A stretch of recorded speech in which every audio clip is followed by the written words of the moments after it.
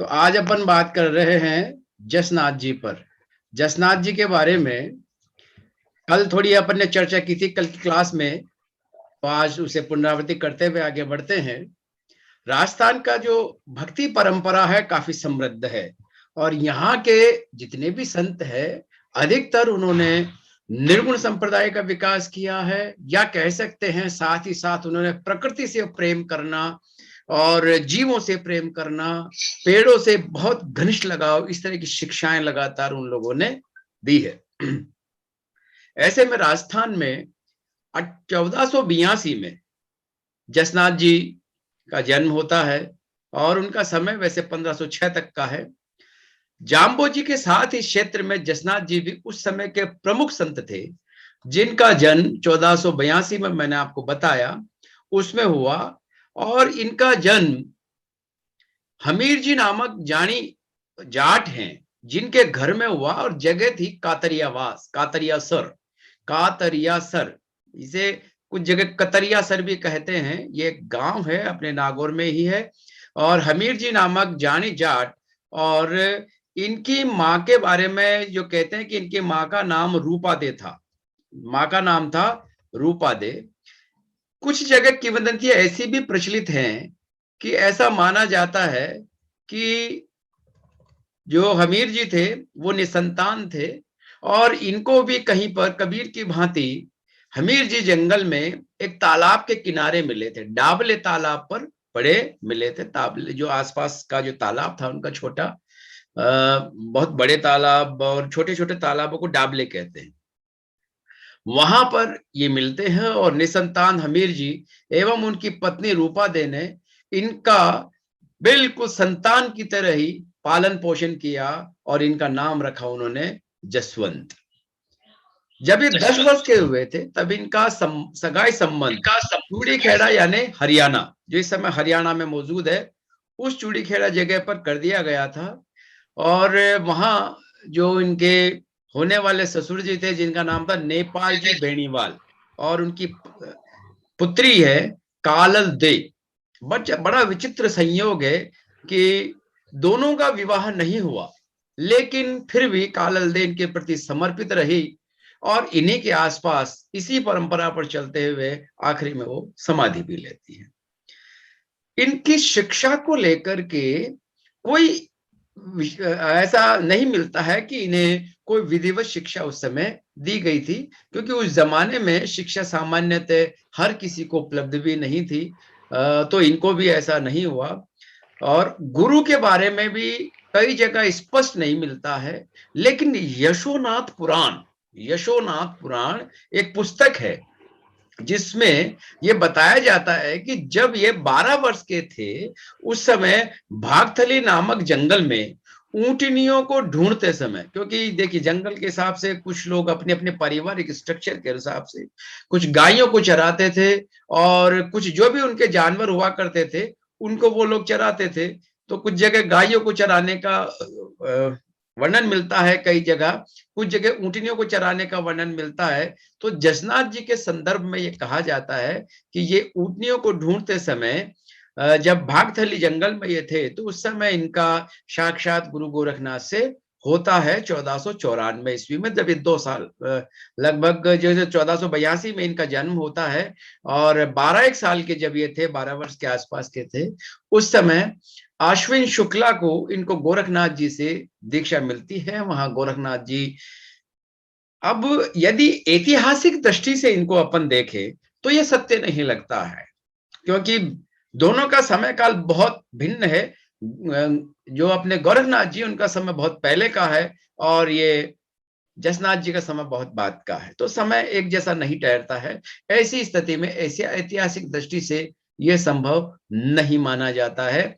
लेकिन मोटे तौर पर गुरु गोरखनाथ, जो कि 10वीं सदी से अधिक 11वीं सदी तक रहे, लेकिन उनसे अपना मानस संबंध बहुत लोगों ने जोड़ा, यानी कि उनकी जो वाणियां थी गोरखनाथ जी की, उनसे प्रभावित होकर के, उनके शब्दों से प्रभावित होकर के उन लोगों ने अपने मन वचन कर्म से गोरखनाथ जी को ही गुरु मान लिया। इस तरह के भी कई उदाहरण मिलते हैं। तो ऐसा मानते हैं कुछ लोग कि जसनाथ जी का भी ऐसा ही था और उन्होंने भी उन्हें अपना मनसा गुरु माना। बाकी देखिए, नाथों में, संतों में कुछ भी संभव है, कुछ भी चमत्कार संभव है, क्योंकि ये लोग भक्ति करते हैं, ये लोग साधना करते हैं। जब कुछ दिन चरणदास जी के बारे में आता है कि उन्हें सुखदेव मुनि ने खुद ने दीक्षा दी थी, जबकि सुखदेव मुनि इस समय के है ही नहीं, वो कृष्ण के समय, परीक्षित के समय के थे। राजा परीक्षित को उन्होंने कथा सुनाई थी, उस समय के थे। लेकिन भाव से जो आदमी भजता है, भाव से मुझको भजे तो भव से बेड़ा पार है। ऐसी स्थिति में यदि भाव से बचते हैं, जिसकी हम कामना करते हैं सिद्धि के भाव से, तो निश्चित रूप से हमें वह सिद्धि प्राप्त होती है। तो लोगों ने गोरखनाथ जी को अपने भाव से भजा, तो गोरखनाथ जी को उनके दर्शन हुए। तो हो सकता है कि इनके गुरु गोरखनाथ जी ही रहे हों। इसके बाद जसनाथ जी गोरखमलिया नामक स्थान पर, गोरखमलिया इसका स्थान का नाम था, गोरखमलिया, जहां पर लगातार 12 वर्ष तक इन्होंने तप किया। कितने वर्ष तक तप किया? 12 वर्ष तक। 12 वर्ष तक तप करने पर इन्हें जो ज्ञान वहां प्राप्त हुआ, उसी ज्ञान को लेकर के ये सब समाज के बीच में आते हैं। समाज को और नाना प्रकार से जो व्याधियां या जिन जिन व्यसनों में वो लिप्त थे, उनको सबको दूर करने की बात ये कहते हैं। वहां जितने भी व्यक्ति उनके संपर्क में आते हैं, उन पर जीव पर दया करना, आत्मचिंतन का उपदेश देते हैं, जिसमें बमलू गांव के हारो जी और लालम देसर, हारो जी और लालम देसर के जियो जी को आत्मचिंतन करने व बकरों की हत्या करने वाले कसाईयों को हिंसा मार्ग से दूर लाने के ये अनवरत प्रयास करते हैं। क्योंकि ये हर हाल में ये कोशिश करते हैं कि किसी न किसी भी तरीके से हिंसा रुकनी ही चाहिए। सब जीवों को जीने का अधिकार है, तो उसे जीने का अधिकार मिलना चाहिए, बिना बात हम उसकी हत्या नहीं करें। ये कई जगह इनके जो उपदेश है उसमें लिखा हुआ मिलता है। ऐसे ही उपदेश देते हुए लोहा पांगल नामक एक तांत्रिक का अभिमान भी इन्होंने चूर चूर कर दिया था। क्योंकि तांत्रिक क्या होता है, सब सिद्धियों को तात्कालिक रूप से चमत्कार में परिणत करने की कोशिश करते हैं, जबकि संत किसी आशीर्वाद को या किसी भी सिद्धि को स्थायी रूप से करने की कोशिश करते हैं। दूसरा, संत कभी भी किसी का नुकसान नहीं पहुंचाता है। यदि किसी ने उसका नुकसान पहुंचा दिया तब भी। तांत्रिक क्या करता है, यदि किसी ने तांत्रिक का नुकसान पहुंचा दिया तो निश्चित रूप से तांत्रिक उसके बदले की भावना से कार्रवाई करता है और उसको नुकसान पहुंचाने का कार्य भी करता है। जसनाथ जी ने राव लूणकरण को बीकानेर जी गद्य प्राप्ति का वरदान भी दिया था। लूणकरण जी, जो लूणकरण सर के थे, उनको बीकानेर राज्य की गद्दी प्राप्त होने का वरदान दिया था और राव घड़सी का अभिमान चूर कर उसे ज्ञान प्राप्ति का उपदेश दिया था। क्योंकि उस समय राव राजा, जिनका सबका एक शिकार करना, किसी को भी किसी भी तरह का दंड देना, किसी के साथ साथ किसी भी तरीके का अरोचक या कह सकते हैं अत्याचारी वाला भाव, उस तरीके का व्यवहार उनके साथ साथ करना, जो अमर्यादित व्यवहार है उसको उसके साथ साथ करना, ये सब उन्होंने करने का प्रयास किया था। तो इसी चीज का इनको नुकसान उस समय के राव राजाओं को होता था और उसी से बचने के लिए ये लगातार उनको बचाने के लिए उपदेश करते थे, उनका विमान को दूर करते थे। इसी समय पंगु व्यक्ति कष्ट निवारण और सारण चौधरी को धर्म उपदेश भी दिया और धर्म पालन के इन्होंने 36 नियम बताए थे। देखिए, जाम्बोजी हमने पढ़ा तब वहां 29 नियम थे और जसनाथ जी ने 36 नियम धर्म के पालन के लिए बताते हैं। और इनकी रिपोर्टों से पता चलता है, जो उस समय राजा महाराजों के यहाँ पर रिपोर्टें लिखी जाती थी, उन रिपोर्टों से पता चलता है कि इनके चमत्कारों से प्रभावित होकर दिल्ली सुल्तान ने इनको मालासर के पास भूमि दी थी। कहां पर भूमि दी थी? मालासर के पास। विष्णु संप्रदाय के प्रवर्तक जाम्बोजी भी संवत 1557 में इनसे मिलने के लिए गोरखमलिया आए थे। 1500 के आसपास जाम्बोजी इनसे मिलने गोरखमलिया आए थे, जहां ये तप कर रहे थे। और अंत में 1506 को आश्विन शुक्ला सप्तमी को समस्त सेवक समुदाय को यथोचित आदेश देकर 24 वर्ष की अवस्था में ही कतरियासर में जीवित समाधि ले ली। इसलिए एक बात विशेष ध्यान रखिए बच्चों, कि जीवन में करने के लिए पूरा 100 साल का जीवन हो ये आवश्यक नहीं है। विवेकानंद भी बहुत कम अवस्था में वह कार्य कर गए जिसे पूरा विश्व याद करता है। हम प्रत्येक क्षण कुछ ऐसा करें, प्रत्येक क्षण अपने किसी भी क्षेत्र में, यदि हम अध्ययन का क्षेत्र अपनाते हैं, यदि हम शोध का क्षेत्र अपनाते हैं, यदि समाज सेवा का अपनाते हैं, तो प्रत्येक क्षण अपन को ऐसा कार्य करना चाहिए जिस समय कोई भी हमारी बातों को भविष्य में याद करेगा। पढ़ो ऐसे कि जिंदगी भर जीना है। किसी ने ये कहा है, पढ़ो ऐसे कि जिंदगी भर जीना है और करो ऐसे कि कल ही मर जाना है। करो ऐसे कि कल ही मर जाना है अपने कर्मों को, क्योंकि अपनी सोचते हैं कल कर लेंगे, परसों कर लेंगे, पहले रोज कर लेंगे। कोई उपदेश देना है, कोई अच्छी बात करनी है, किसी को कोई अच्छी बात कहनी है, अच्छा किसी के लिए कार्य करना है, कल परसों कर लेंगे। कल परसों किसने देखा?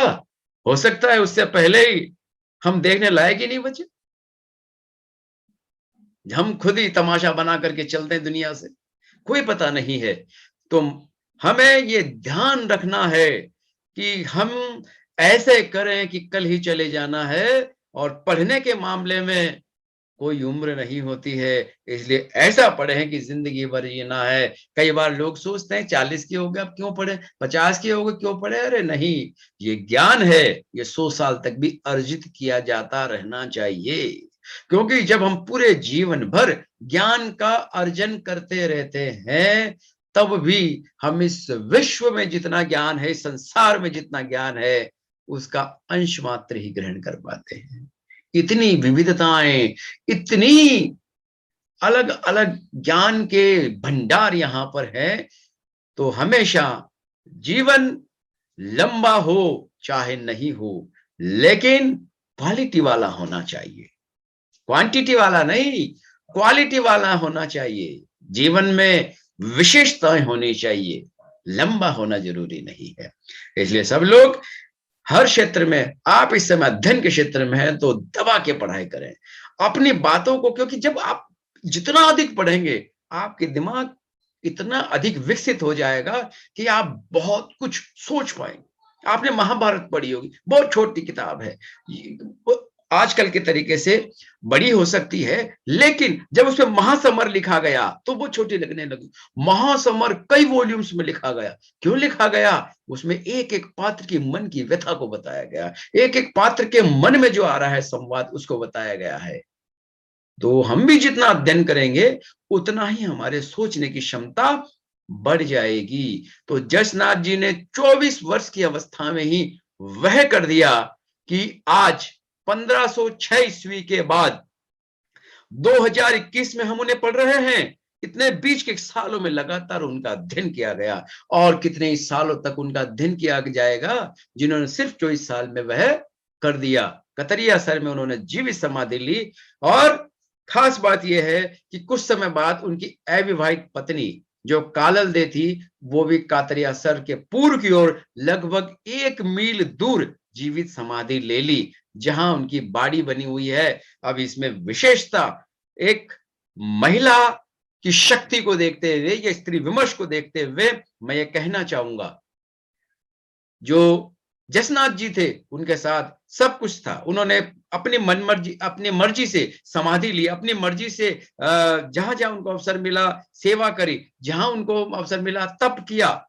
लेकिन कालल दे इन सब परिस्थितियों में, जहां उसे सामाजिक रूप से हो सकता है परेशानियां झेलनी पड़ी हो, क्योंकि उन्होंने सिर्फ, उनकी सगाई हुई थी, शादी नहीं हुई थी, उन सब परेशानियों को झेलते हुए भी भजन और साधना के उस स्तर तक पहुंच गई जिस स्तर पर जीवित समाधि ली जा सकती है।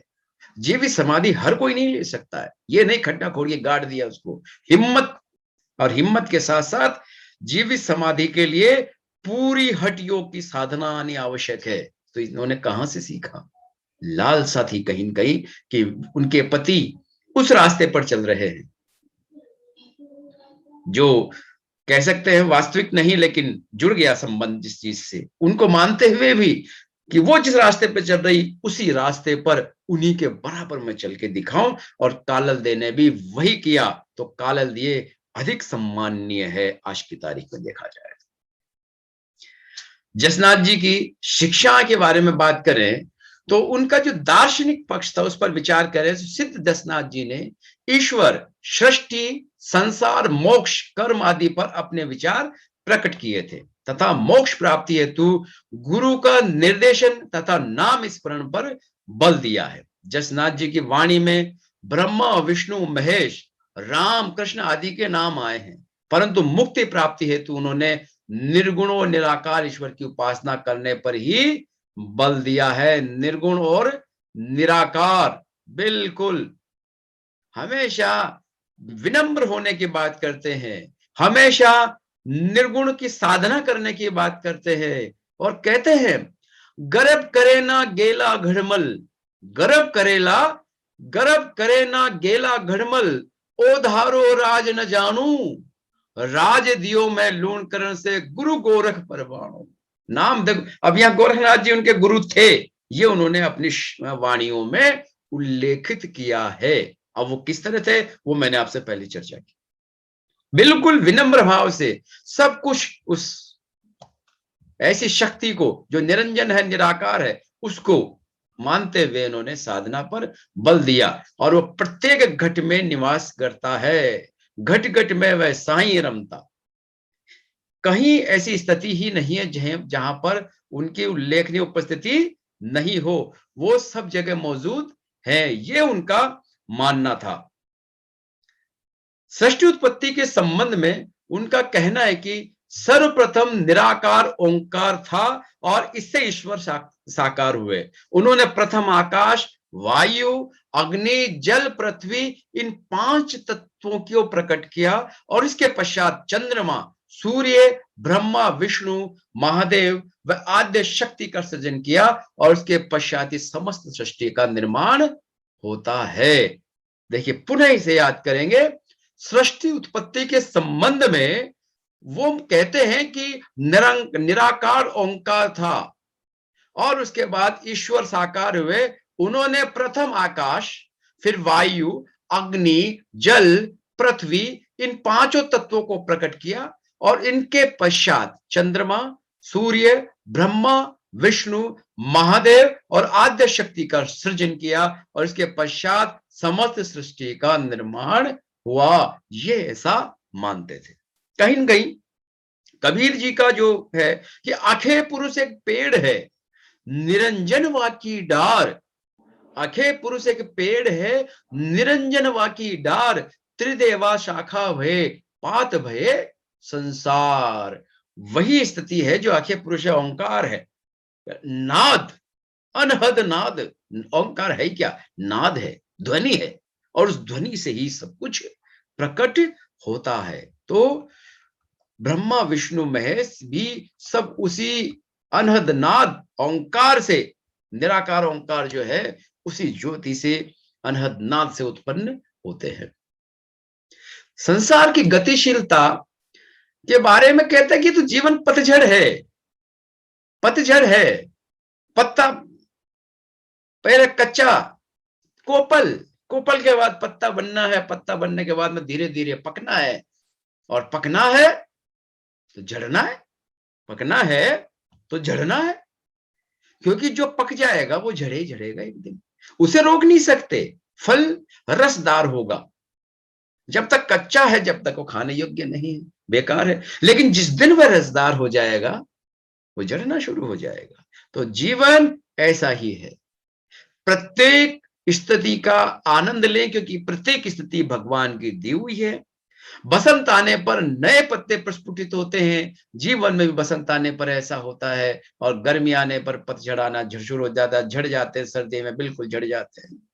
तो यही संसार की रीति है, फूली फूली चुन लिए कल हमारी बार, माली आवत देख कर कलियन करी पुकार, फूली फूली चुन लिए कल हमारी बार।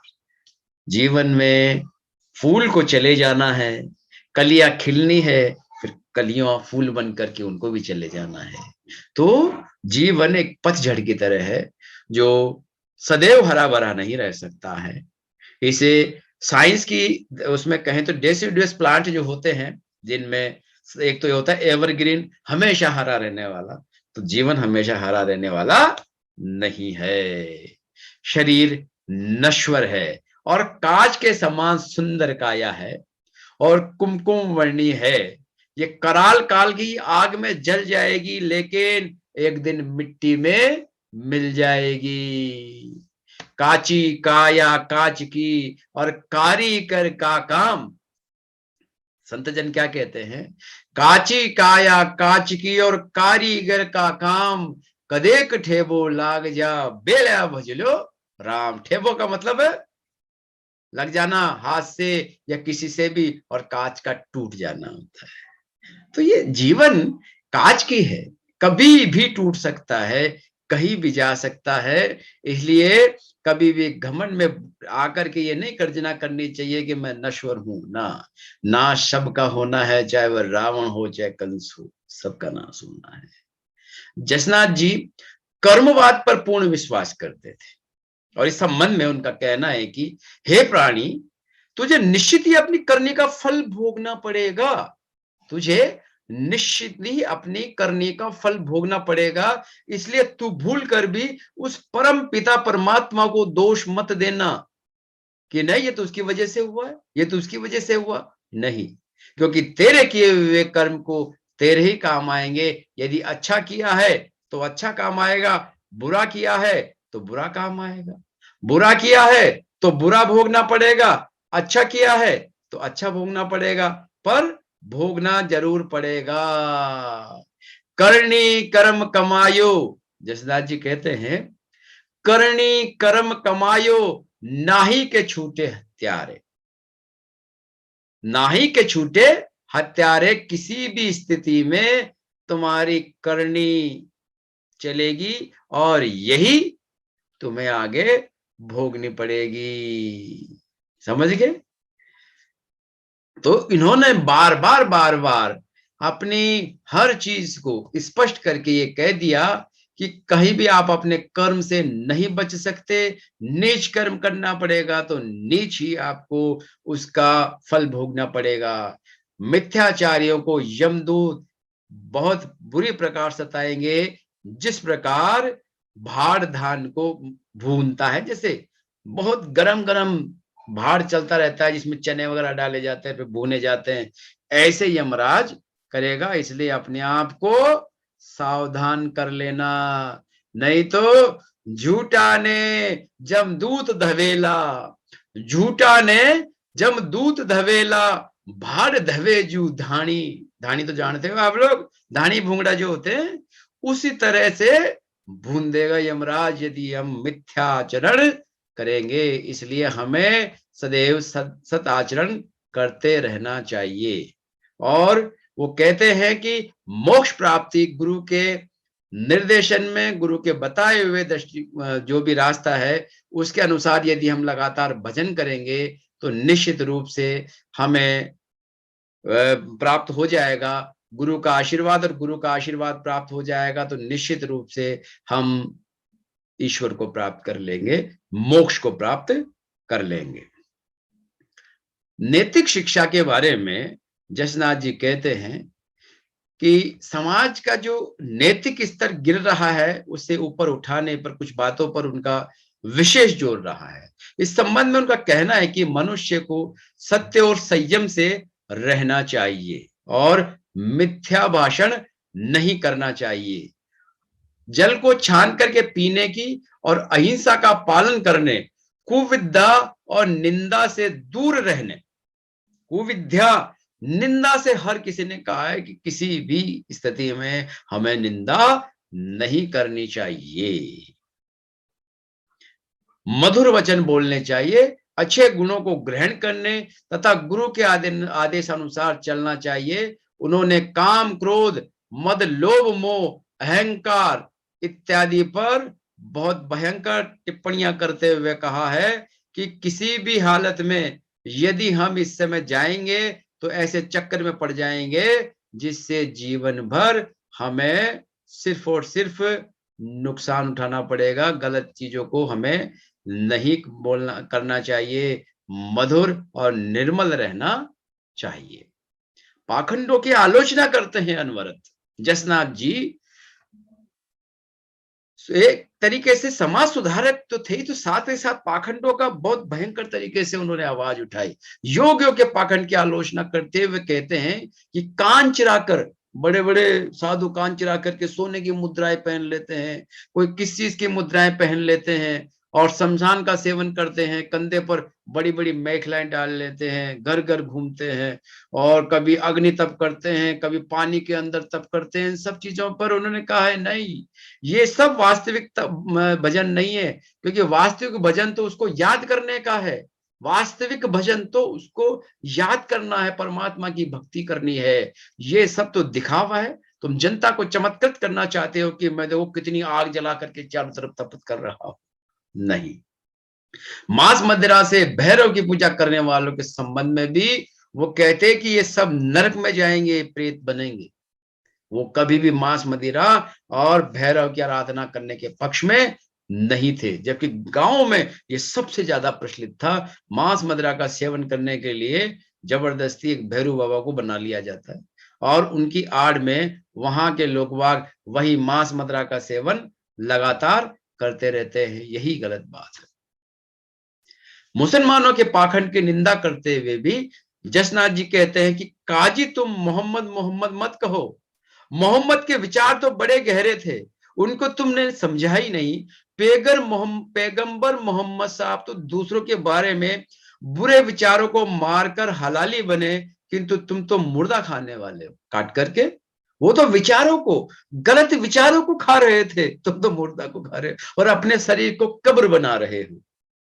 मुसलमानों द्वारा की जाने वाली बकरी व गो हत्या का इन्होंने विरोध किया था। बकरी और गो हत्या का इन्होंने विरोध किया था। ये कहते हैं सांभल मुल्ला सांभल काजी।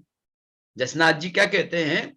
सांभल मुल्ला सांभल काजी, सांभल बकर कसाई। समझ जाओ समझ जाओ। सांभल बकर कसाई, किन फरमाई बकरी बिरधो, किन फरमाई बकरी बिरदो, किन फरमाई गाई बिरदो, यानी काटना, हवल, हत्या कर रहा। किसने कहा कि बकरी को काटो, किसने कहा कि गाय को काटो। फिर चारी आवे सांझ दुहावे, राख लेवे सरनाई, थे मत जानो रुली फिरे, चांद सूरज गिवाली। ये सब चीजें, ये सब परमात्मा देख रहा है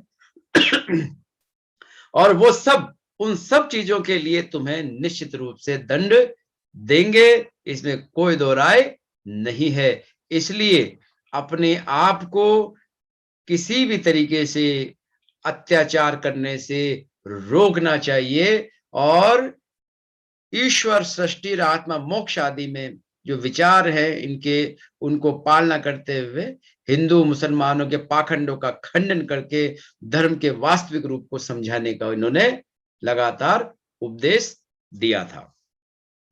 जसनाथ जी बहुत उस समय ऐसी ऐसी बातें कहते थे जो लगातार उनके लिए बहुत उपयोगी थे। बलबाकल, बलबाकल भैरूरी पूजा। बल बाकल, बाकड़ा होते हैं, वो दाल सी होती है, उसमें से बना करके भोग दिया जाता है। बल बाकल भैरूरी पूजा, गोरख मनान भाणी, गोरख मनान भाणी, या करनीसु नर का जैसा, या करनीसु नर का जैसा। मांस मदिरा वगैरह चढ़ा करके भैरू को तैयार करना, हो प्रेत प्राणी, हो प्रेत प्राणी। ये ऐसा कठोर कठोर उन्होंने जगह जगह उन्होंने ये बातें कही। उसके बाद भी कुछ लोग तो संभले और कुछ लोग नहीं संभले। अब जो नहीं संभले उनका क्या किया जा सकता है। तो ये जसनाथ जी का दर्शन और जसनाथ जी का अपना जो नैतिक शिक्षा, सामाजिक व्यवहार है, उन सब पर अपनी बात पूरी होती है।